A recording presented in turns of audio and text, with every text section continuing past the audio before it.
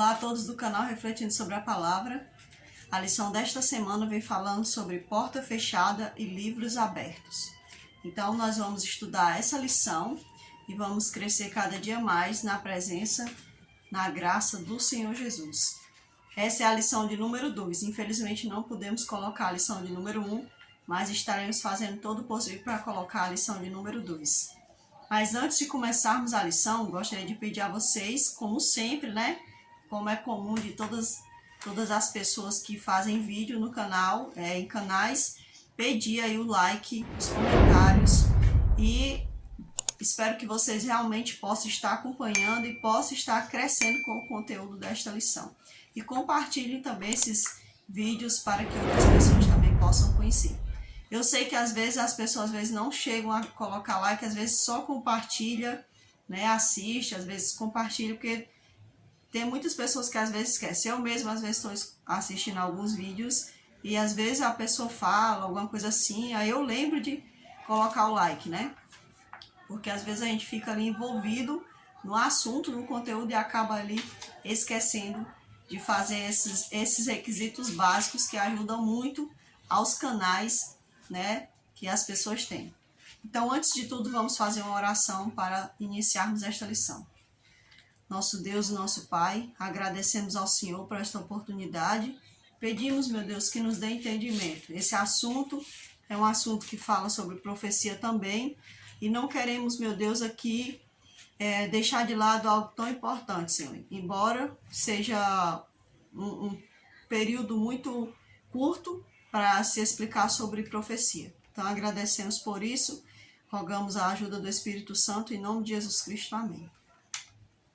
E o verso dessa lição se encontra em Gênesis 7, verso 23. E fala assim: Assim foram exterminados todos os seres que havia sobre a face da terra, as pessoas e os animais, os seres que rastejam e as aves dos céus, foram extintos da terra. Ficou somente Noé e os que com ele estavam na arca. Gênesis 7, 23. Então o texto vem falando justamente sobre o dilúvio, sobre como aconteceu o dilúvio, ou seja, Noé entrou na arca, mas antes dele entrar na arca, ele recebeu o convite do Senhor, ele aceitou o convite do Senhor, fez a arca, passou 120 anos construindo essa arca, e no momento certo ele obedeceu à voz de Deus, entrou na arca juntamente com seus parentes e alguns animais. E então a Bíblia fala que depois de 7 dias a chuva caiu sobre a face da terra, fazendo assim perecer não somente pessoas, mas animais, como também a natureza, ou seja, os vegetais também morreram. Então foi uma extinção, ou seja, uma limpeza da terra. Simbolizando tática, Essa é a palavra, eu estava tentando lembrar, estava difícil lembrar essa palavra, estava querendo dizer dinâmica, mas não é dinâmica, é didática. Essa foi uma didática de Deus de mostrar que acontecerá também nos finais dos tempos, quando acontecer o juízo executivo, mas diferente do dilúvio, não haverá mais pessoas com pecados sobre a terra. Todas as pessoas que escolheram, pois, o pecado vão ser, infelizmente, exterminadas, conforme está escrito na palavra, ficando apenas pessoas glorificadas, Então, infelizmente, é isso que vai acontecer. Felizmente, porque o pecado não mais existirá, e infelizmente pelas más escolhas que alguns, infelizmente têm feito, E aqui na parte de sábado, fala assim para nós, que nesta semana, a lição está mostrando a solene realidade sobre o julgamento, que está ocorrendo hoje. O julgamento chamado investigativo, que é o período que precede a volta de Cristo, quando a vida de todos aqueles que se dizem cristãos está sendo avaliada por Deus. Então hoje nós estamos passando por um juízo que nós acreditamos ser o juízo investigativo. Não é que a Bíblia chame de juízo investigativo, é porque algumas pessoas estudando a Bíblia, elas chegaram a essa conclusão de que nós estamos passando por um juízo chamado juízo investigativo, que é o juízo que antecede a volta do Senhor. Juízo investigativo já está dizendo, está passando por investigação todas as vidas das pessoas. Então é necessário que a gente faça uma reflexão e procuremos, né, mudar nossas atitudes, nos converter de fato e verdade, para que possamos ser achados aprovados nessa investigação que o Senhor está fazendo sobre cada um de nós. O profeta Malaquias escreveu no livro de Malaquias 3,16. Foi escrito um livro como memorial na sua presença, acerca dos que temiam o Senhor e honravam o seu nome. Então, de acordo com Malaquias, há um livro onde se escreve em memória daqueles que temeram e honraram ao Senhor. Que maravilha será que se o meu nome e o seu nome estiver escrito nesse livro que o profeta Malaquias viu há muitos anos atrás, né, na presença do Senhor. Que nós possamos ser achados escritos nesse livro. Uma das tarefas desta lição será lembrar que Deus declarará inocente todo aquele que confessar seus pecados e reivindicar o sangue de Cristo. Então, é necessário que a gente realmente, de fato, não somente fique deslumbrado com o fato do Senhor ter nos salvado, porque o Senhor não quer que a gente fique apenas deslumbrado por Ele ter nos salvo, mas Ele quer que a gente realmente, de fato e verdade, o aceitemos e possamos mudar nossas atitudes, ou seja, nos converter de fato e verdade. Nós vamos agora para o livro de Daniel, mas eu vou deixar essa parte para a parte, eu vou pular a parte de domingo, né, já que essa passagem de Daniel se encontra aqui também, né? Eu vou pular a parte de domingo e vou comentar essa passagem de domingo somente na parte de quarta-feira, porque o verso também está lá, para ganhar um pouco mais de tempo. Na parte de segunda-feira, nós temos que, às vezes, podemos achar que a decisão de ser leal a Deus pode esperar. Essa ideia é muito difundida e tão antiga quanto o mundo, mas é totalmente insensata. Por que é insensato, né? A pessoa diz assim, não, o Senhor pode esperar, né? Até que eu possa servi-lo. Mas não é que é Deus que tem que esperar pela gente, né? É nós que temos que fazer com urgência a nossa decisão. Porque nosso dia, nós não sabemos o momento daqui a pouco, não é nem o dia de amanhã, né? Eu não sei nem o momento do daqui a pouco. O Senhor falou que ninguém pode estender um curso a mais na sua vida. E é verdade, a gente não tem como a gente estender um curso a mais na nossa vida. Eu nem sabia que eu ia acordar hoje. Eu tinha uma esperança, mas eu não tinha certeza disso, porque a certeza que eu tive foi que quando eu abri os olhos, eu estava vivo. Por que eu estava vivo? Porque o Senhor quis me acordar hoje. Ele quis me dar o fôlego de vida dele. Então, além de eu ser grata por isso, eu também faço mais reflexões sobre isso. Reflexão sobre o fato do Senhor ter me dado mais um dia de vida. E eu quero fazer aquilo que agrada a Ele, né?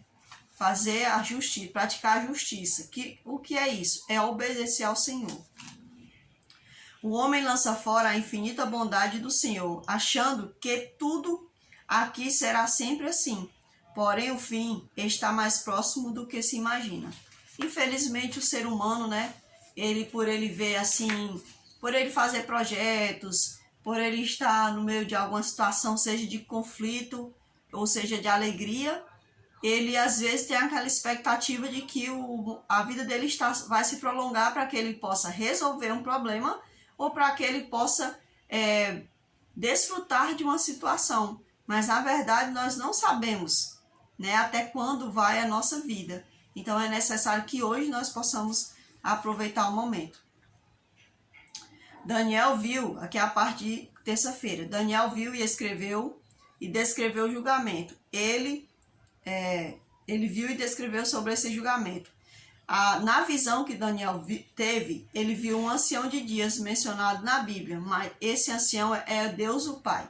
Coloquei como é que eu posso dizer?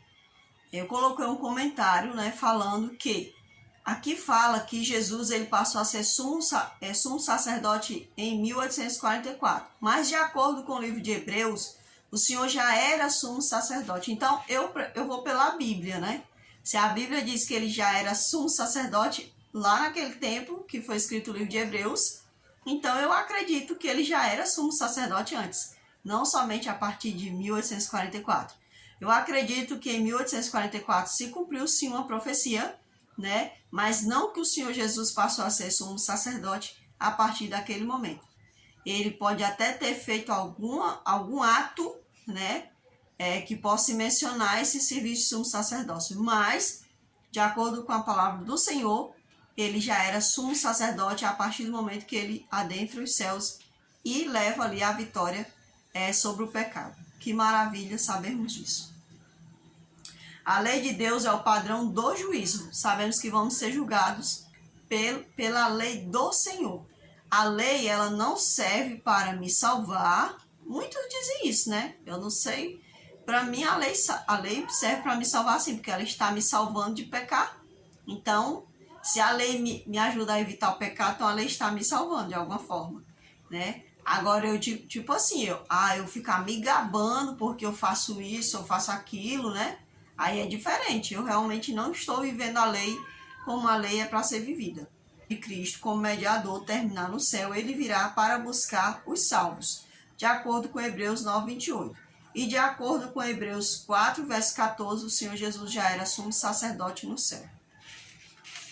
Então, quando o Senhor finalizar, né, o seu ato de sumo sacerdote no céu, nós sabemos que ele virá para buscar os seus e para trazer o juízo final a esse mundo. Na parte de quarta-feira é o que nós vamos ler, né, que está no livro de Daniel, o capítulo é o 7, e nós vamos ler do verso 1 até o verso 10. Verso 1 até o verso 10. Capítulo 7, do 1 ao 10.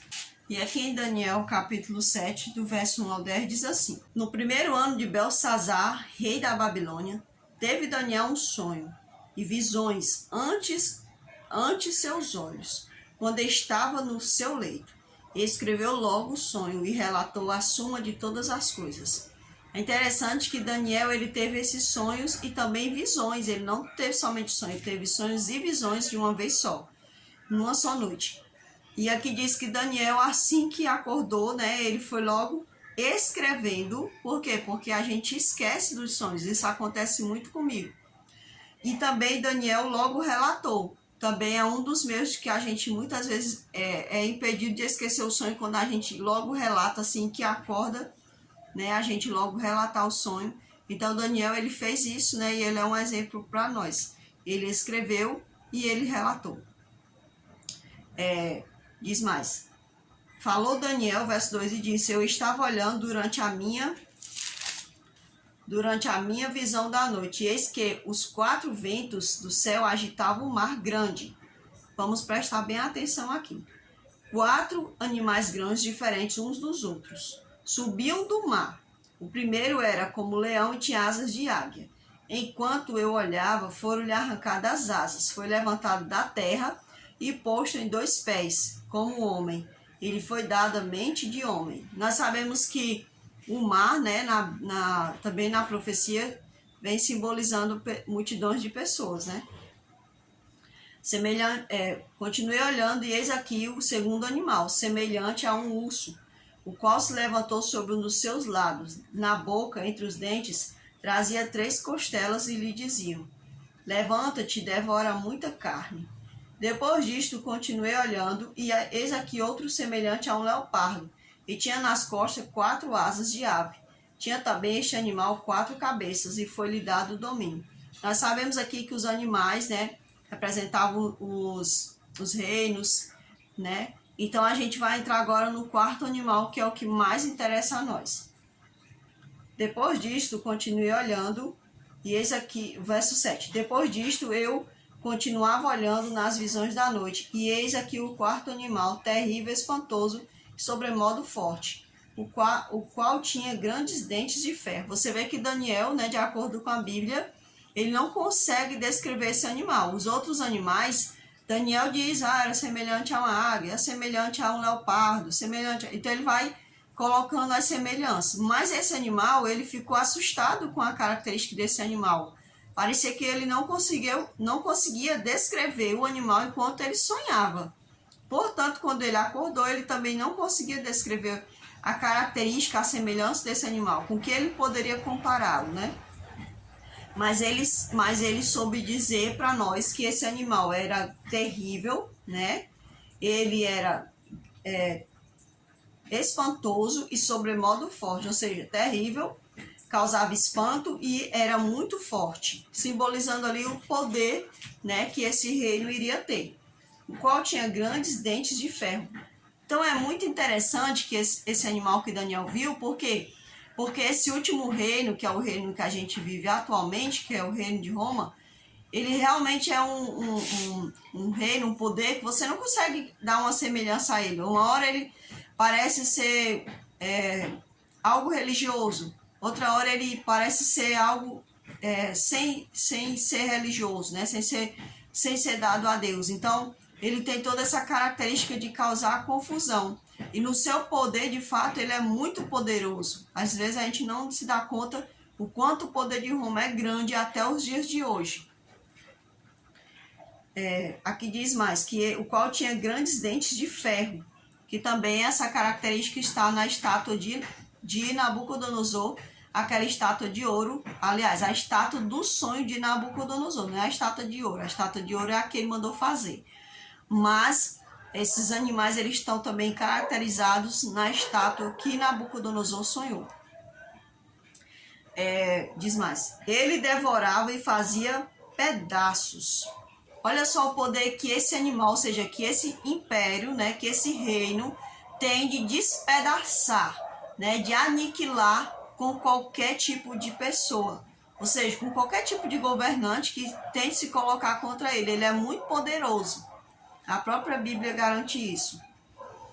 Ele devorava, fazia em pedaços e pisava os pés, o que sobejava. Ou seja, se sobrasse, né, ele ia lá e pisava até acabar com aquele poder. Entende? Então é o que a gente vê hoje, né? Diferente de todos os animais que apareceram antes dele e tinha 10 chifres, ou seja, além de ele ter esse poder dele mesmo, ele ainda tinha 10 chifres. Os chifres também simbolizam poder, ou seja, ele ainda tinha associado a ele poderes que faziam o que ele queria. É como se ele é o poder grandão, né? Aí, ali externo a ele tem outros que são governantes, mas que se dobram ao poder deles, ou seja, está servindo a ele, né, sobre este mundo. Então, de fato, esse reino, o último reino, é um reino muito forte e que ainda tem poder sobre os outros reinos pequenos, né? E aí diz mais. Estando eu a observar os chifres, eis que entre eles subiu outro pequeno, diante do qual 3 dos primeiros chifres foram arrancados. E eis que neste chifre havia como os de homem, como olhos como os de homem, e uma boca que falava com insolência. É o que a gente vê hoje, né? O poder de Roma, ele além de ser forte, ele tem uma semelhança muito característica com o Senhor, né? Com o Filho do Homem, né? Ele tem uma característica muito grande, as pessoas confundem esse poder com o poder divino, né?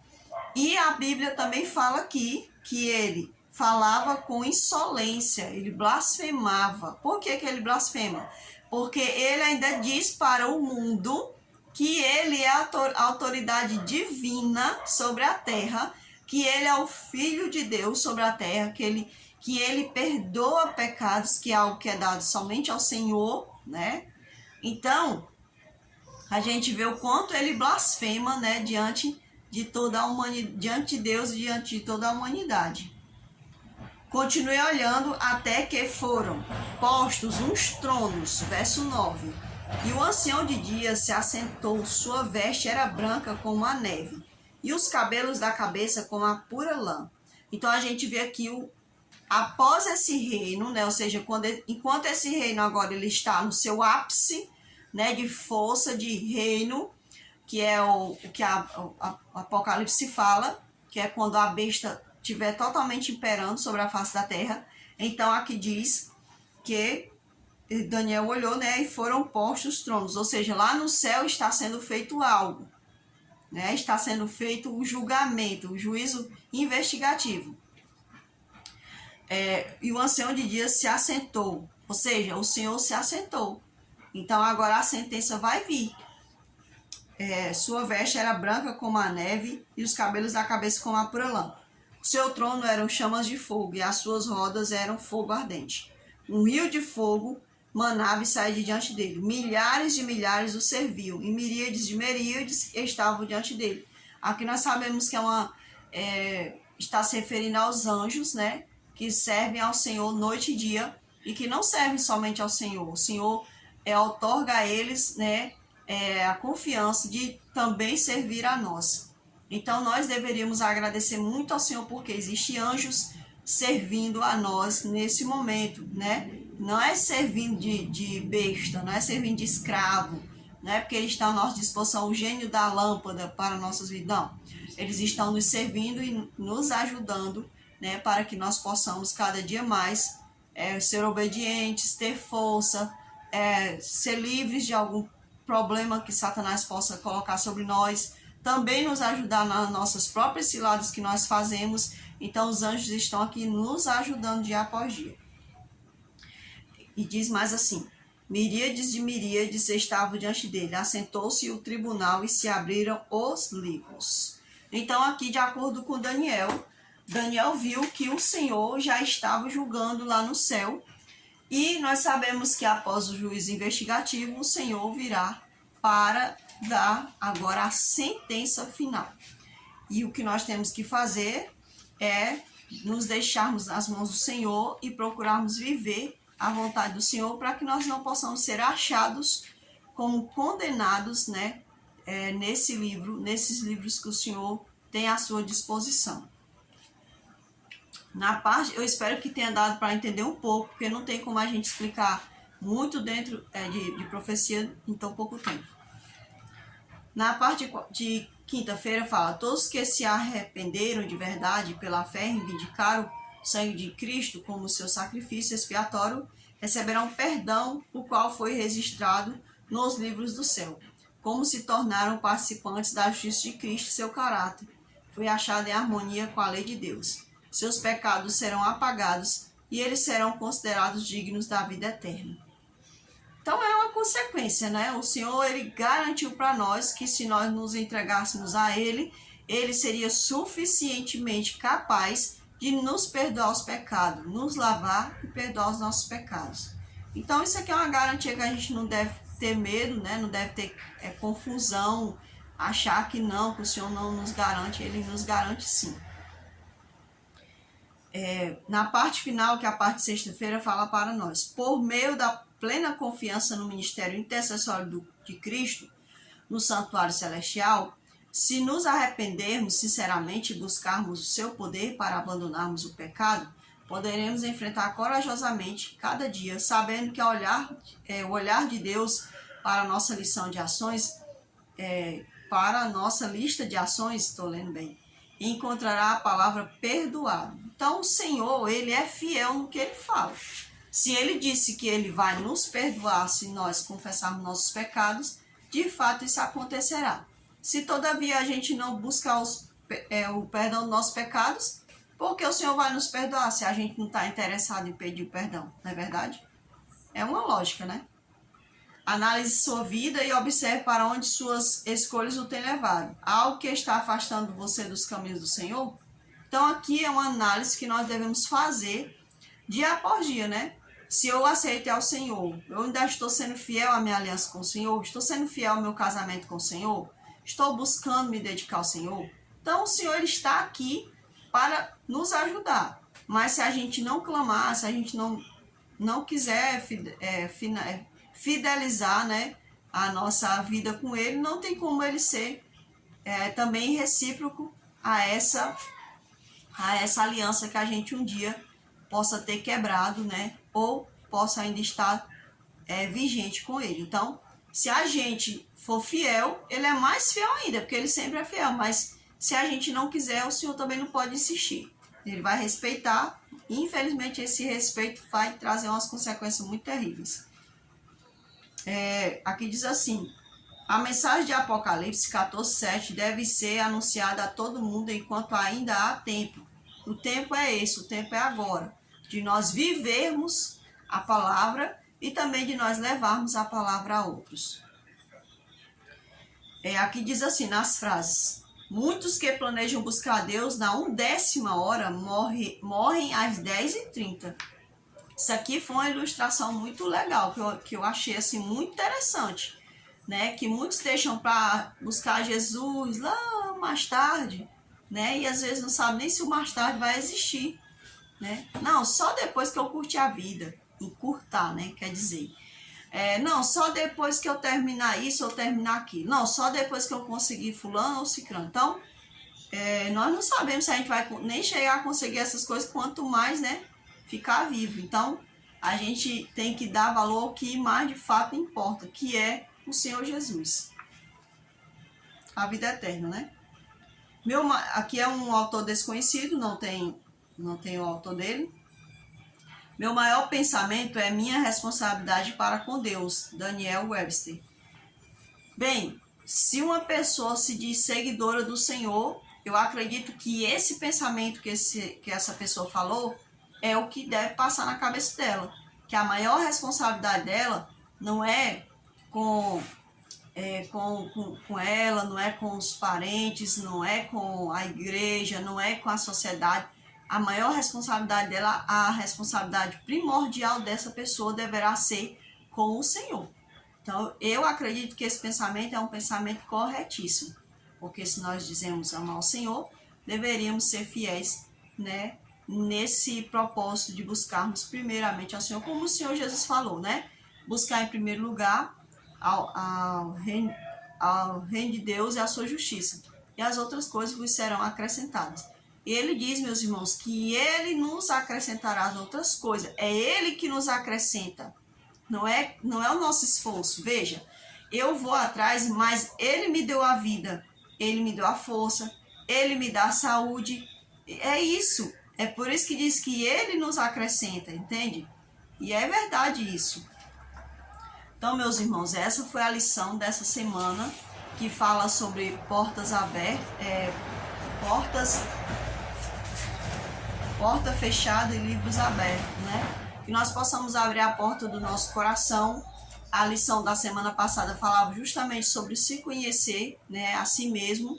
Quando a gente se conhece a nós mesmos, a gente passa então a conhecer melhor o Senhor, a conhecer melhor o nosso próximo, a lidar melhor com os nossos problemas. Porque eu fiz uma autoanálise sobre mim e eu sei minha origem é o Senhor, né? E eu sei os meus propósitos. Meu propósito é adorá-lo, e eu adoro servindo a Ele, servindo ao meu próximo e servindo a mim mesmo, né? Porque quando eu cuido de mim, eu estou cuidando do templo do Senhor, e então eu tenho que manter toda essa casa limpa, minha mente, né? Meu físico. Então é assim que eu adoro ao Senhor, e é assim que eu aguardo a volta do Senhor, né? Buscando viver de fato e verdade o que Ele tem me ensinado, e é o que eu acredito que você faz cada dia. Então, meus irmãos, essa foi a lição dessa semana. Eu espero que vocês possam crescer através do estudo dessa lição e que nós possamos a cada dia agradecer ao Senhor por isso. Vamos orar? Nosso Deus e nosso Pai, agradecemos porque o Senhor já escreveu toda a história desse mundo. Não há nada fora do lugar, não há nada correndo no tempo errado. O Senhor já planejou tudo. Tudo vai acontecer no tempo determinado, Senhor. Eu não posso evitar, ninguém pode. Mas o Senhor Deus já tem todo o curso da história nas suas mãos. Agora é necessário que eu aceite aonde está dentro desse curso. Eu quero estar na tua presença. E eu também peço que o Senhor possa abençoar meus irmãos, que eles também possam estar também dentro do curso do Senhor, dentro do propósito do Senhor. E assim possamos então crescer na graça do Senhor e um dia conhecermos de fato e verdade, como disse Paulo. Eu hoje vejo em partes, mas um dia eu verei face a face. E assim possa ser, Senhor. Hoje nós vemos o Senhor em partes, mas um dia vamos ver o Senhor face a face. Louvamos o teu nome, em nome de Jesus Cristo. Amém. Então, que todos possam ter a graça do Senhor em suas vidas. Fiquemos todos com o Senhor e até a próxima lição, se for da vontade do nosso Deus. Amém.